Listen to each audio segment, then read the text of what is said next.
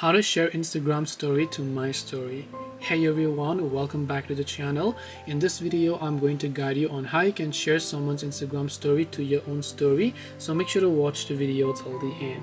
If you're trying to share someone's story to your own story, the way that you can achieve this is if you are mentioned in the story. It's very easy. So if you are mentioned, you will most likely get a DM, which over here in this case, and then you should be able to select that particular one, and then you will get a DM that says add this to your story as well. But you have to be mentioned in that story. But if you're not mentioned, then what do? Well, if you're not mentioned, the only thing you can do is to simply take a screenshot of the story that you want to share and then simply add them to your story and then mention that person. So you can tap on your story button. You can simply go ahead and select that story, crop it a little bit further here, and then after you have done that, you can tap on the icon here and then simply choose to mention that person if you think that they are fit for it. So you can just go ahead and then basically choose to mention those.